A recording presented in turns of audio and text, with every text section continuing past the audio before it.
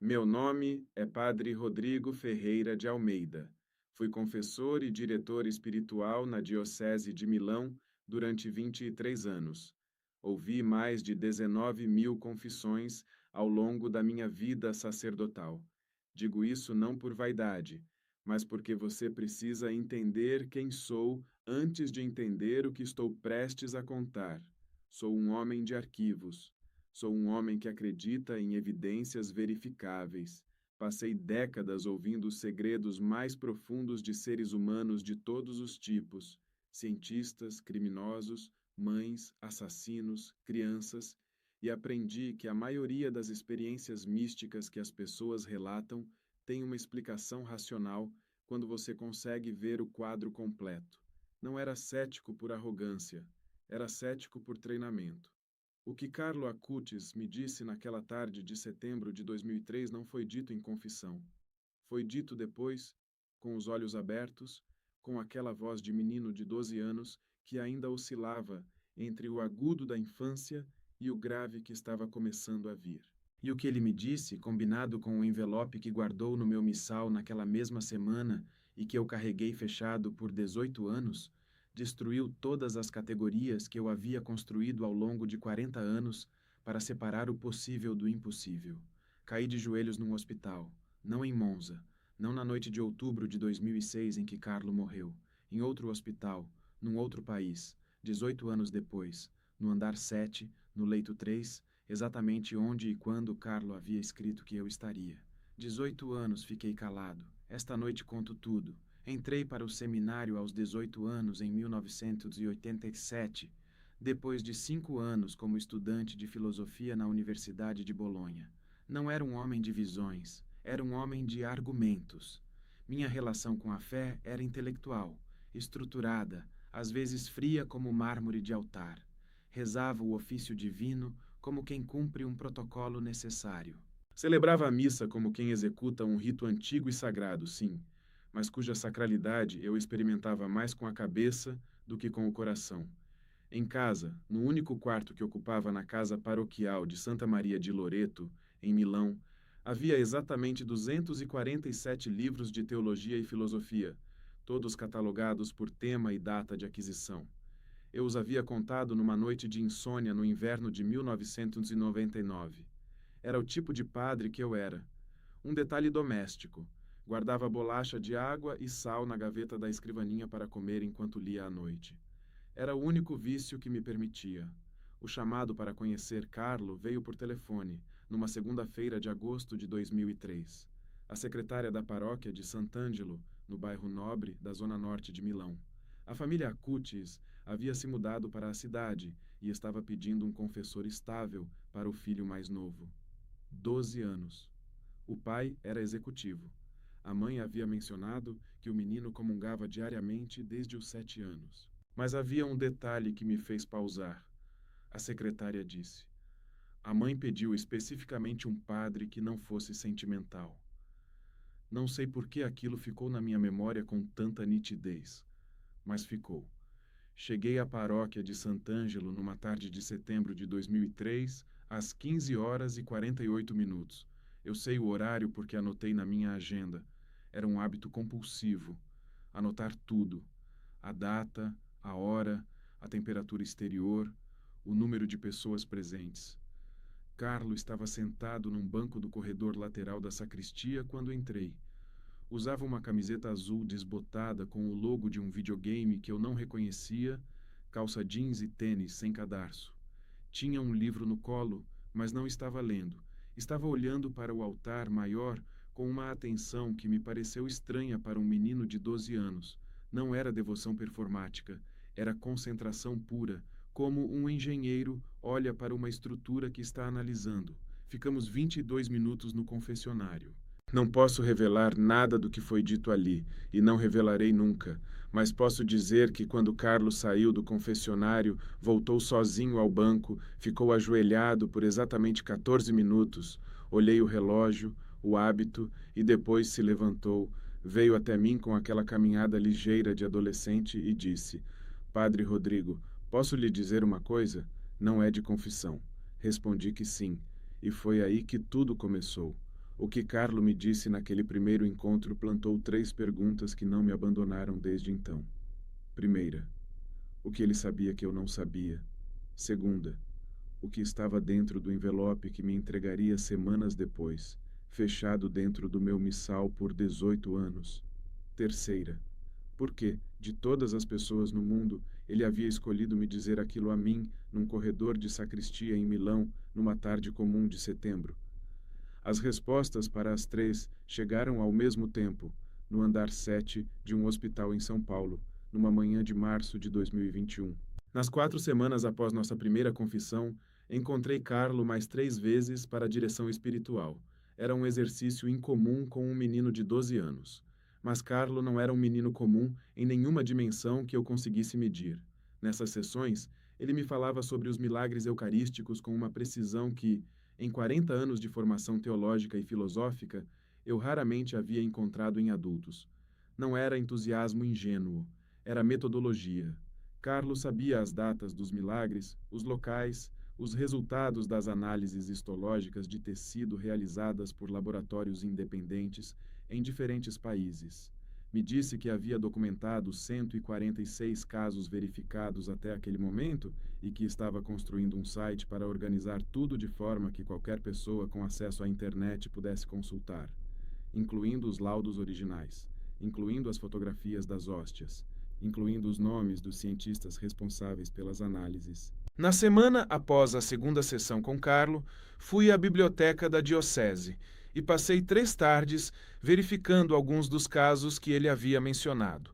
O milagre de Lanciano, do século VIII, analisado em 1970 pelo professor Odoardo Linoli, tecido cardíaco humano, tipo sanguíneo AB, sem sinais de deterioração após 12 séculos.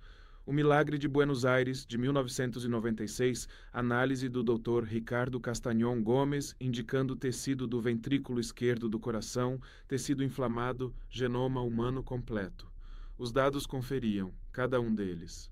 Carlo tinha 12 anos e havia compilado 146 desses casos com rigor científico. Na terceira sessão, trouxe o caderno espiral de capa cor de laranja. Mostrou-me a tabela manuscrita, nome do milagre, país, ano, tipo de tecido identificado, instituição que realizou a análise, resultado. A tabela ocupava 17 páginas do caderno, com letra pequena, organizada com uma clareza que eu só via em pesquisadores experientes. O que me perturbou não foi a quantidade de casos, foi a uniformidade dos resultados laboratoriais.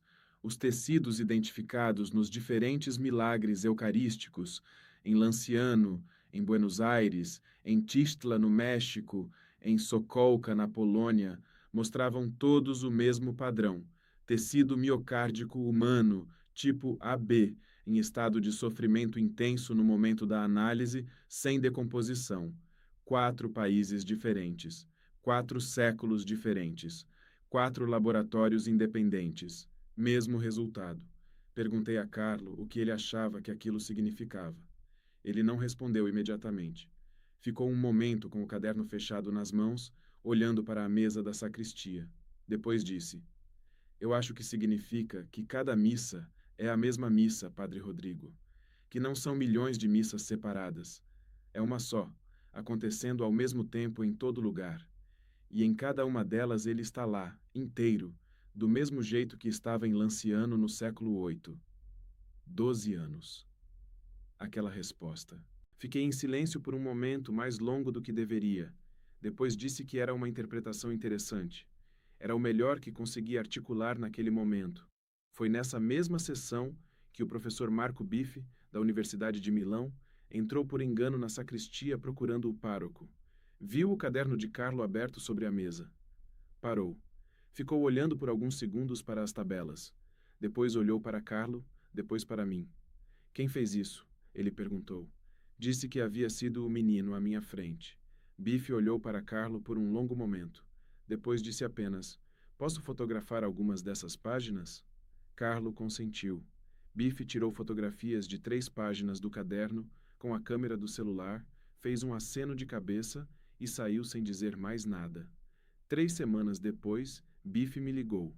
Verifiquei 8 dos casos do caderno do menino, ele disse. Todos conferem. Padre Rodrigo, quem é esse menino? Disse que era um dos meus dirigidos espirituais. Bife ficou em silêncio por alguns segundos. Depois disse: Mostre esse caderno a alguém de Roma. Sério. Na quarta sessão, Carlo me deu o envelope. Era um envelope branco comum, o tipo que se compra em qualquer papelaria, sem nada escrito do lado de fora. Estava fechado com fita adesiva transparente, dobrado ao meio. Guarde isso no seu missal, ele disse. O missal que você usa todo dia. Não abra ainda. Perguntei quando eu deveria abrir. Carlo pensou por 2 ou 3 segundos. Não era hesitação. Era como quem faz um cálculo silencioso. Você vai saber, ele disse. Quando o momento chegar, você não vai ter dúvida nenhuma. Guardei o envelope entre as páginas do cânone romano do meu missal pessoal. Aquele missal, encadernado em couro preto desgastado, com o meu nome em letras douradas já quase apagadas na lombada, que havia comprado em 1992 numa livraria religiosa perto do Duomo de Milão. O missal que usava nas missas privadas, na liturgia das horas, nas visitas aos doentes. Mas havia uma anomalia que só percebi naquela noite, quando fui guardar o envelope. A fita adesiva estava dobrada de um jeito específico. Havia uma pequena aba, uma lingueta de aproximadamente 1 milímetro de fita, voltada sobre si mesma, que funcionaria como um lacre de verificação de integridade. Se alguém abrisse o envelope e tentasse fechar de volta, aquela aba seria inevitavelmente destruída. Era impossível recriar aquele detalhe sem saber que ele estava ali. Carlo tinha 12 anos. Não havia me explicado nada disso, mas estava lá. Um menino de 12 anos havia me dado um documento lacrado com um sistema artesanal de verificação de integridade. Fiquei olhando para o envelope por um tempo que não sei quantificar. Depois o coloquei entre as páginas do missal e fechei. Não abri. Entre outubro de 2003 e maio de 2006, confessei Carlo regularmente, 2 vezes por mês em média. Ao longo de quase 3 anos, vi Carlo crescer de 12 para 15 anos. Vi o menino com tênis sem cadarço tornar-se um adolescente de ombros mais largos, mas com o mesmo olhar de concentração tranquila.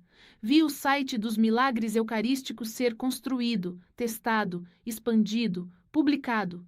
Quando o site foi ao ar, em 2004, Carlo tinha 13 anos. O professor Marco Biffi, da Universidade de Milão, me disse uma vez, num jantar de padres, que havia visto o site por acaso e ficado impressionado pela precisão da documentação. Não sei quem fez aquilo, disse Biffi, mas é trabalho de especialista. Quando eu disse que o autor tinha 13 anos, Biffi parou de comer e me olhou com uma expressão que não sei classificar, mas ficou em silêncio por um longo tempo. Em junho de 2006, Carlo adoeceu pela primeira vez. Febre persistente, que os médicos do Policlínico de Milano inicialmente atribuíram a uma virose comum. A temperatura na primeira medição era de 38,7 graus centígrados. Tratamento padrão: antitérmicos, hidratação, repouso. Alta em 48 horas. A febre voltou em agosto, desta vez 39,2. O hemograma de 18 de agosto mostrou uma contagem de blastos de 12%, quando o normal é inferior a 5%. O Dr. Mauro Pedretti, hematologista do Policlínico, pediu biópsia de medula óssea imediata. O resultado chegou em 3 de setembro de 2006. Leucemia. Tipo M3. Leucemia promielocítica aguda. Carlo tinha 15 anos. Fui ao Hospital San Gerardo de Monza em 6 de setembro, 3 dias após o diagnóstico. Carlo estava no quarto do quarto andar, enfermaria de oncohematologia pediátrica, leito número 14. O corredor tinha cheiro de antisséptico e aquela luminosidade artificial branca dos hospitais, que não é dia nem noite.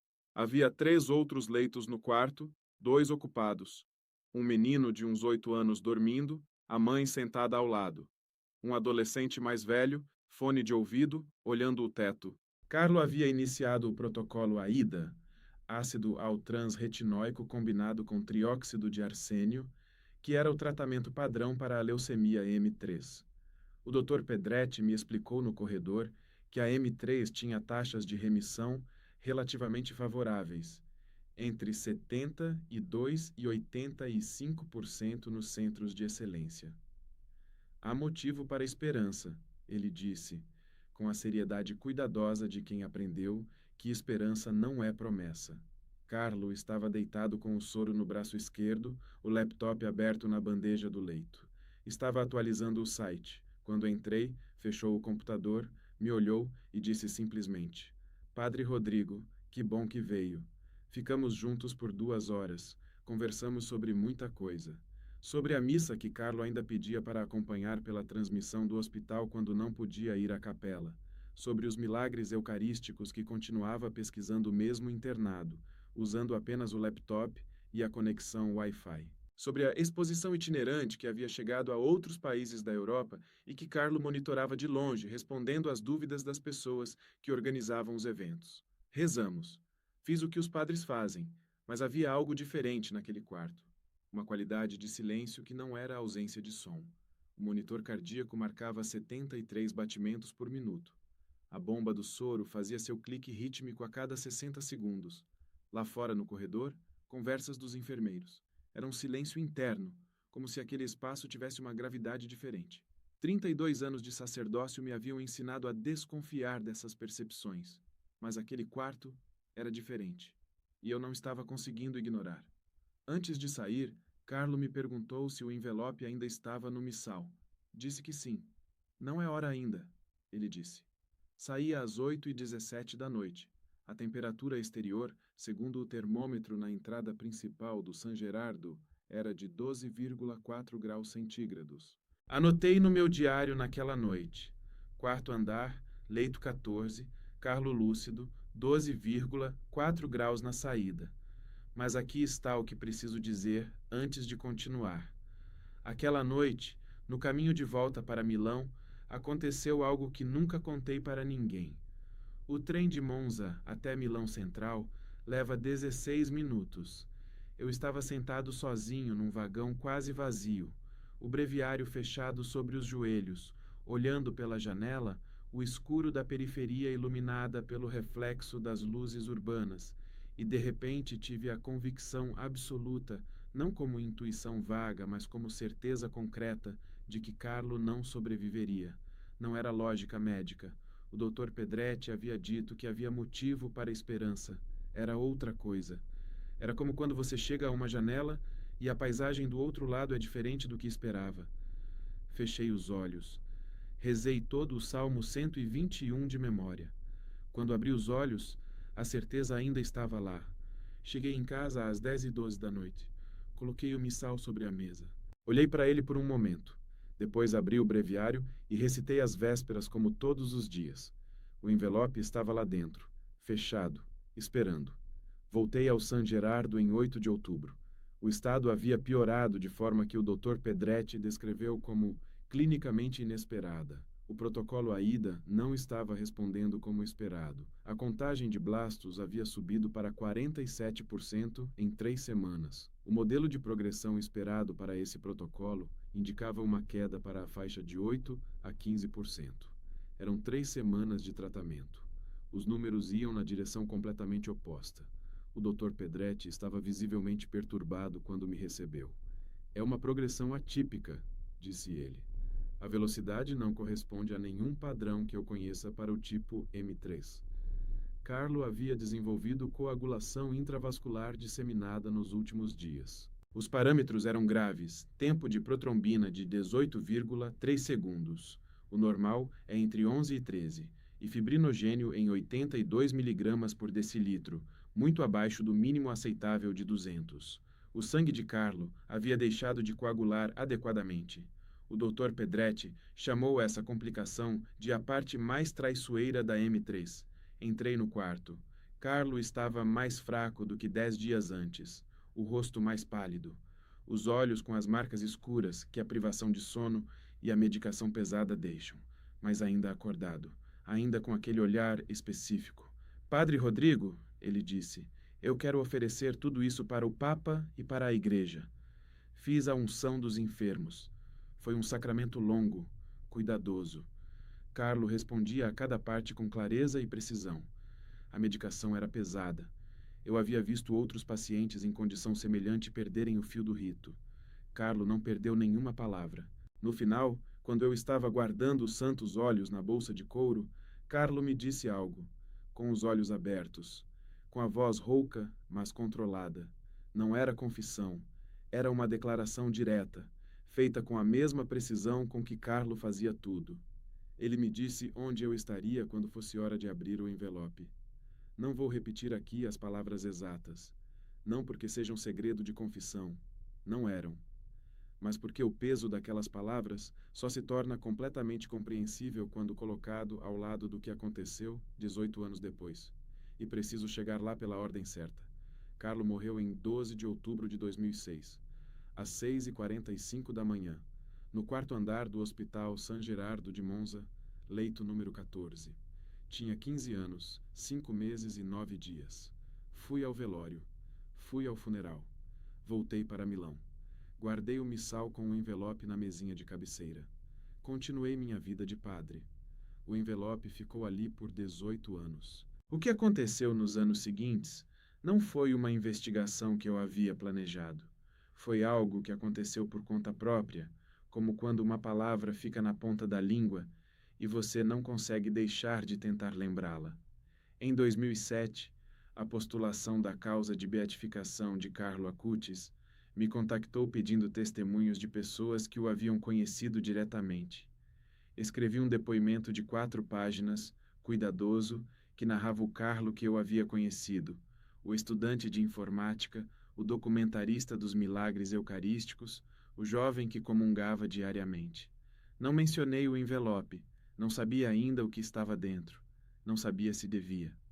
Em 2008, fui a Assis para um retiro espiritual de 5 dias organizado pela Diocese. Quando passei pela Basílica de Santa Maria dos Anjos, onde o túmulo de Carlo havia sido instalado, entrei quase automaticamente. O túmulo era simples então, uma lápide com a foto onde ele aparece com a camiseta laranja e o sorriso aberto, os dados biográficos gravados em pedra. Nascido em 3 de maio de 1991 em Londres, falecido em 12 de outubro de 2006 em Monza. A basílica estava quase vazia naquela tarde de terça-feira. Apenas 2 casais do lado oposto e uma senhora de cabelos brancos, de preto, ajoelhada a alguns metros de mim, com um terço nas mãos. Ajoelhei-me. Fiquei em silêncio. Não senti nada extraordinário, apenas aquela quietude que os lugares de oração às vezes têm. Depois de alguns minutos, a senhora de cabelos brancos disse, sem me olhar, sem se mover: "O menino me disse que um dia um padre viria aqui em setembro, de longe, e choraria pela primeira vez em 30 anos. Fiquei imóvel. Perguntei quando ela havia falado com Carlo. Ela me olhou pela primeira vez. Tinha os olhos muito claros, azuis quase cinzas. A expressão era de alguém para quem a pergunta não fazia muito sentido. Nunca falei com Carlo, ela disse. Carlo está enterrado aqui há 2 anos. Levantou-se, fez o sinal da cruz sobre o túmulo e saiu da basílica com aquela caminhada lenta de quem tem mais de 70 anos, mas ainda sabe onde está indo. Fiquei olhando para o túmulo por mais 23 minutos. Não chorei. Era agosto, não setembro. Mas aquela frase ficou dentro de mim como um espinho que não dói, mas que você sente toda vez que se move de um jeito específico. Um padre, de longe, em setembro, chorando pela primeira vez em 30 anos. Voltei para Milão com aquela frase dentro de mim e a deixei lá, num canto da memória que não costumava revistar. Em 2013, tive acesso à documentação do primeiro milagre aprovado para o processo de beatificação de Carlo Acutis. Era um menino brasileiro, Mateus, de Campo Grande, Mato Grosso do Sul. Havia sofrido uma anomalia pancreática grave, diagnosticada no início de julho de 2013. Os exames de imagem de 6 de julho, ultrassom e tomografia computadorizada, mostravam uma lesão de 23 milímetros, com características que os médicos classificaram como de alta complexidade cirúrgica. O Dr. Rafael Padilha e a equipe da Santa Casa de Campo Grande haviam programado a intervenção para o dia 20 de julho. A família havia rezado diante da exposição dos milagres eucarísticos documentados por Carlo. A exposição havia chegado ao Brasil naquele ano. O exame de controle, realizado em 18 de julho de 2013, não mostrou evidência alguma da lesão. Zero. O protocolo de 23 de julho confirmou ausência completa da anomalia. A cirurgia foi cancelada. O Dr. Padilha declarou formalmente que não havia explicação médica para uma regressão daquela magnitude em 12 dias. Fiquei olhando para o documento por um longo tempo. Carlo havia construído aquela exposição com 13 anos. Havia criado a documentação que chegou ao Brasil. Havia chegado a uma família em Campo Grande que rezou diante do trabalho de um menino de Milão morto 7 anos antes, e aquele menino brasileiro havia sido curado. O mundo de Carlo era maior do que o espaço físico que ele havia ocupado. Naquele mesmo ano de 2013, decidi procurar a Antônia Salzano, a mãe de Carlo. Não havia me contatado diretamente durante os anos do processo de beatificação, mas depois de ler o laudo do caso de Mateus, senti que precisava conversar com ela. Não sei explicar exatamente por quê. Era um impulso que não me vinha com frequência. Antônia me recebeu em Assis, num apartamento simples próximo à Basílica, onde Carlo estava enterrado. Era uma mulher de presença forte, com aquela energia específica das mães que perderam filhos jovens e decidiram que a perda não seria o ponto final da história. Conversamos por 3 horas. Ela me contou coisas que eu não sabia. Me disse que Carlo, desde muito pequeno, recusava-se a guardar segredos que servissem apenas para si mesmo. Carlo dizia que segredos que ficam fechados são como sementes que nunca viram terra. Ela disse: só existem para germinar. Perguntei se ela sabia de outros envelopes ou documentos que Carlo havia entregado a pessoas ao longo da vida. Antônia ficou em silêncio por alguns segundos. Depois disse: que eu saiba, você é o único, Padre Rodrigo. Não sei por que essa informação me perturbou tanto quanto me perturbou. Havia 23 anos de sacerdócio atrás de mim. Havia 19.000 confissões. Havia uma vida inteira construída sobre a convicção de que eu era um instrumento, não um personagem central em nenhuma história divina. Carlo havia escolhido um único padre para entregar aquele envelope, e havia escolhido este. Ainda não entendia por quê. Mas senti o peso daquela escolha de um jeito que não havia sentido, desde aquela tarde de setembro de 2003, em que um menino de 12 anos me olhou nos olhos e disse: você vai saber quando for hora. Em 2019, o corpo de Carlo foi exumado para o processo de beatificação. O laudo da comissão médica, 3 peritos forenses independentes, um patologista e um especialista em conservação, classificou o estado do corpo como não correspondente ao tempo transcorrido, 13 anos. A expressão oficial usada no laudo foi íntegro.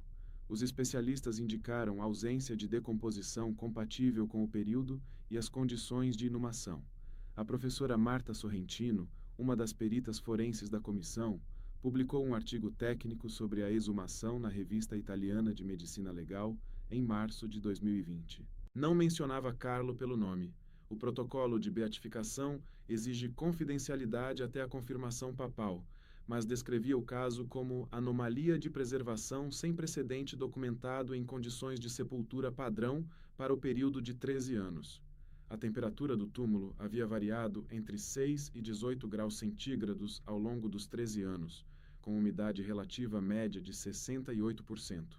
Condições que, segundo os modelos padrão de deterioração de tecido, deveriam ter resultado num estado de decomposição avançado. Não foi o que encontraram. Quando li aquele laudo, no início de 2019, fui buscar o missal. O envelope estava lá, exatamente onde o havia colocado em outubro de 2003. 15 anos e meio dentro do cânone romano. A aba da fita adesiva, aquela lingueta de 1 milímetro de Carlo, estava intacta. Passei o dedo sobre ela devagar. Não abri. Algo dentro de mim dizia: ainda não é hora. Em outubro de 2020, Carlo foi beatificado. Papa Francisco celebrou a missa na Praça de São Pedro em 10 de outubro. Assisti pela transmissão ao vivo, sentado na pequena sala da casa paroquial em Milão. O missal estava sobre a mesa à minha frente. Quando o Papa disse: Carlo era um jovem do nosso tempo, mas com um espírito aberto para Deus. Olhei para o missal. Para onde o envelope estava guardado dentro dele. 18 anos, mas ainda não era hora. Em fevereiro de 2021, fui transferido para o Brasil. Não havia pedido transferência. A decisão veio da Conferência Episcopal Italiana em colaboração com a Diocese de São Paulo. Havia necessidade de sacerdotes com experiência em formação espiritual para trabalhar com seminaristas. O bispo de Milão havia indicado o meu nome. A carta chegou em novembro de 2020. A transferência foi efetivada em fevereiro de 2021, no meio da pandemia, com voos reduzidos e protocolos sanitários rigorosos. Cheguei a São Paulo no dia 18 de fevereiro de 2021, num voo com escala em Lisboa. 2 volumes de bagagem despachada e uma bolsa de mão. Dentro da bolsa de mão, o missal de couro preto com o envelope de Carlo entre as páginas do Cânone Romano. Nos primeiros meses no Brasil, trabalhei no Seminário Maior de Nossa Senhora da Assunção, no bairro do Ipiranga. Formação espiritual de seminaristas de 3º e 4º anos. Um trabalho que eu conhecia, que eu sabia fazer. São Paulo é uma cidade que não se parece com nenhuma que eu havia vivido. O volume, a velocidade, a luz diferente da europeia, o calor úmido de fevereiro. Em 6 de março de 2021, acordei às 3 da manhã com dor no peito. Tentei ignorar. Pensei em gases, em tensão muscular, no estresse da adaptação ao novo ambiente. Às 3h40, a dor havia se espalhado para o braço esquerdo e para a mandíbula. Liguei para o padre Daniel, reitor do seminário. Ele veio imediatamente ao meu quarto, um olhar, e ele disse: "Vamos ao pronto-socorro agora." O Hospital Sírio-Libanês de São Paulo fica a 22 minutos do seminário. Chegamos às 4h17 da manhã. O eletrocardiograma realizado na triagem mostrou supradesnivelamento do segmento ST de 3 milímetros nas derivações V2 e V3. Infarto agudo do miocárdio em evolução. O médico de plantão acionou a equipe de hemodinâmica em menos de 2 minutos. O cateterismo foi realizado em 47 minutos após minha chegada, dentro da janela de 1 hora que os protocolos de infarto exigem. O que encontraram foi oclusão total da artéria descendente anterior. Os cardiologistas chamam essa artéria de widowmaker. Quando fecha completamente, mata antes que o paciente chegue ao hospital na maioria das vezes. Eu havia chegado por uma margem que o Dr. Henrique Assunção, cardiologista responsável, descreveria depois como muito estreita. Colocaram 2 stents. A artéria foi reaberta em 17 minutos após o início do cateterismo. A fração de ejeção ventricular, medida imediatamente após o procedimento, era de 38%. O normal é acima de 55%. Meu coração estava funcionando com 66% da capacidade normal no momento em que me transferiram para a UTI. Fui encaminhado à unidade de terapia intensiva coronariana do Sírio-Libanês. Andar 7, leito 3. Tenho poucas memórias nítidas das primeiras 12 horas após o procedimento. A sedação era necessária e pesada. O que lembro é fragmentado. A luz do teto, o frio do cobertor fino, o barulho constante do monitor cardíaco, alguém verificando minha pressão de 2 em 2 horas. Numa das vezes que acordei brevemente, a enfermeira disse que eram 3 da tarde. Calculei que havia passado quase 11 horas desde que cheguei ao hospital. Adormeci de volta, sem conseguir formular um pensamento completo. Acordei completamente às 11h32 da manhã do dia seguinte, 7 de março de 2021. A primeira coisa que vi foi o teto branco com uma lâmpada de LED circular ao centro. A segunda foi a janela, com o céu de São Paulo, nublado, com aquela luz difusa do começo do outono paulistano. A terceira foi a mesinha de cabeceira, onde o padre Daniel havia deixado a minha bolsa de pertences pessoais. E o missal de couro preto em cima da bolsa. Fiquei olhando para ele por um tempo que não consigo quantificar. A enfermeira que entrou para verificar os parâmetros, pressão em 112/78, frequência cardíaca em 59 batimentos por minuto, olhou para mim e disse com voz tranquila: "O senhor está chorando." Não havia percebido. Pedi para ela me trazer o missal. Ela o colocou nas minhas mãos. Abri nas páginas do Cânone Romano. O envelope estava lá. A aba da fita adesiva estava intacta. Pela primeira vez em 18 anos, soube com absoluta certeza que era a hora. As mãos ainda tremiam levemente. A medicação anticoagulante interferia com os movimentos finos. Passei o dedo sobre a aba de verificação uma última vez. Depois rompi a fita com cuidado, abri o envelope e tirei o que estava dentro. Uma única folha de papel, papel comum de caderno, com linhas horizontais azuis e margem vermelha à esquerda. Arrancado do caderno pela metade superior, levemente irregular na borda do rasgo. A caligrafia era de Carlo, aquela letra grande, ligeiramente inclinada para a direita, com os R e os T de formato específico que eu havia reconhecido inúmeras vezes ao longo de 3 anos de acompanhamento espiritual. Havia 4 linhas escritas, nada mais. Vou reproduzir com precisão o que estava escrito, porque cada elemento importa. Padre Rodrigo vai ao Brasil.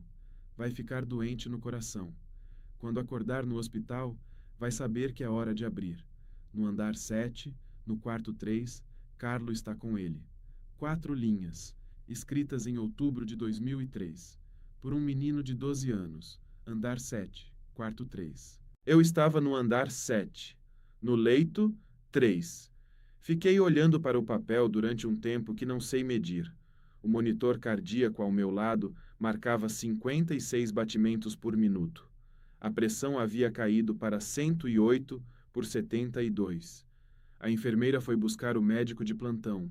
O doutor Henrique Assunção entrou no quarto, viu meu rosto, viu o papel na minha mão estendida. Leu, releu. Isso foi escrito quando, padre? Em outubro de 2003, eu disse. Faz 18 anos. O doutor Henrique ficou em silêncio. Um silêncio diferente do silêncio clínico de um médico verificando parâmetros. Era o silêncio de alguém processando algo para o qual não há gaveta.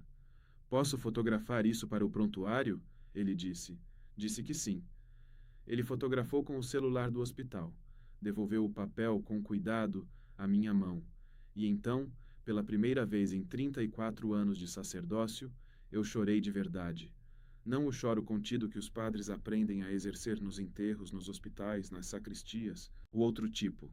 O que vem de dentro. O que não pede licença. O que não respeita o treinamento de décadas. O doutor Henrique pôs a mão no meu ombro e ficou ali de pé, em silêncio, por um tempo que ele depois me disse ter sido quase 7 minutos. Lembrei da senhora de cabelos brancos na Basílica de Santa Maria dos Anjos, em agosto de 2008. O menino me disse que um dia um padre viria aqui em setembro de longe e choraria pela primeira vez em 30 anos. Não era setembro, era março. Não era Assis, era São Paulo. Mas era 18 anos depois de Carlo ter escrito o papel. E era a primeira vez que eu chorava assim desde que havia entrado no seminário. Talvez a senhora houvesse dito setembro de um jeito diferente do que eu havia entendido. Ou talvez Carlo houvesse previsto 2 chegadas, uma em agosto de 2008, prematura, e esta. Ou talvez eu estivesse simplesmente tentando encaixar tudo em padrões, como sempre havia feito, como o padre cético e organizado que eu era. Talvez Carlo soubesse que eu faria exatamente isso. Saí do Sírio-Libanês em 22 de março de 2021. 32 dias de internação total, 8 na UTI coronariana e 24 na enfermaria de recuperação cardiovascular. A fração de ejeção ventricular, que havia caído para 38% no pico do infarto, havia se recuperado para 56% na alta. O Dr. Henrique disse que a recuperação havia sido melhor do que o esperado para a extensão da oclusão. O padre Daniel ficou visivelmente aliviado quando veio me buscar. Havia rezado o terço de cada noite pela minha recuperação. Agradeci e não disse nada sobre o papel. Ainda não sabia como contar. Ainda não sabia para quem contar primeiro. O Dr. Henrique me visitou 2 vezes durante os 24 dias de enfermaria. Na segunda visita, em 18 de março, trouxe sua esposa, a professora Cristina Assunção, doutora em teologia pela Pontifícia Universidade Católica de São Paulo. Ela havia pedido para ver a fotografia do papel.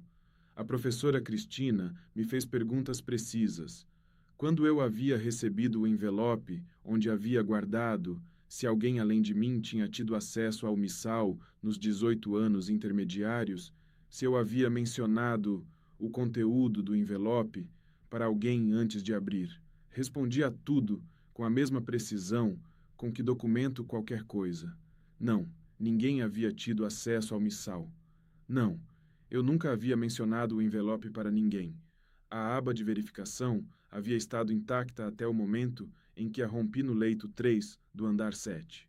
O papel foi submetido à análise pelo professor Rafael Torquato, especialista em análise grafológica da Universidade de São Paulo e por um laboratório do Instituto de Criminalística do Estado de São Paulo para a datação das fibras de celulose. O laudo grafológico indicou caligrafia de adolescente entre 12 e 15 anos, em fase de formação, com características específicas de traçado que situavam o escritor no início da adolescência. O laudo do Instituto de Criminalística indicou degradação de fibra compatível com papel de caderno guardado entre 15 e 20 anos em condições de temperatura e umidade variáveis. A datação probabilística apontava para um intervalo entre 2001 e 2006. Outubro de 2003 estava no centro desse intervalo. Em setembro de 2021, voltei a Assis. Era setembro desta vez. Entrei na Basílica de Santa Maria dos Anjos. Ajoelhei-me diante do túmulo de Carlo. Desta vez chorei. A basílica estava mais cheia do que em 2008. Havia peregrinos de vários países, mas o espaço ao redor do túmulo tinha aquela quietude de sempre. Fiquei ajoelhado por 26 minutos. Quando me levantei, um casal me perguntou em espanhol se eu estava bem. Disse que sim, estava de fato pela primeira vez em muito tempo. Em novembro de 2022, testemunhei pessoalmente perante a comissão da causa de canonização em Roma.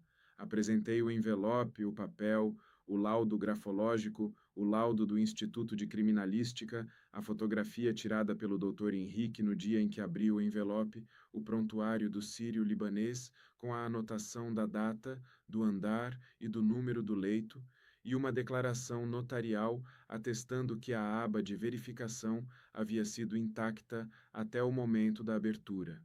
O postulador da causa, depois de examinar o conjunto de documentos, disse: "Este é o tipo de evidência que não esperávamos encontrar." Carlo Acutis foi canonizado em 7 de setembro de 2025 pelo Papa Leão XIV, na Basílica de São Pedro, durante o jubileu. Estive presente. Levei o missal de couro preto encostado no peito, sobre o coração que havia parado e recomeçado no sírio-libanês 4 anos antes. No dia anterior à canonização, fui à Basílica de Sant'Ilario em Rivolta, em Assis, onde o corpo de Carlo está exposto numa urna de vidro. O terno cinza escuro, os tênis brancos, o rosto preservado da forma que os médicos continuam não conseguindo explicar de forma definitiva. Olhei para aquele rosto por um longo tempo. Era o mesmo rosto do menino de 12 anos que havia me dado um envelope no corredor de sacristia em Milão, numa tarde de setembro de 2003, com a instrução simples de que eu saberia quando fosse hora de abrir. Havia sabido. Hoje tenho 62 anos. Continuo no Brasil. Dou aulas de formação espiritual no seminário de Nossa Senhora da Assunção e faço direção espiritual com seminaristas e casais que buscam orientação. Passei a falar publicamente sobre Carlo com mais frequência do que antes, em retiros, em palestras, em conversas particulares. Não porque me sinta especialmente qualificado para falar sobre santidade, mas porque tenho documentos que precisam ser compartilhados antes que eu deixe este mundo. Em março de 2024, fui a Campo Grande pela primeira vez. Não havia planejado a viagem especificamente por causa de Mateus, o menino brasileiro curado em 2013.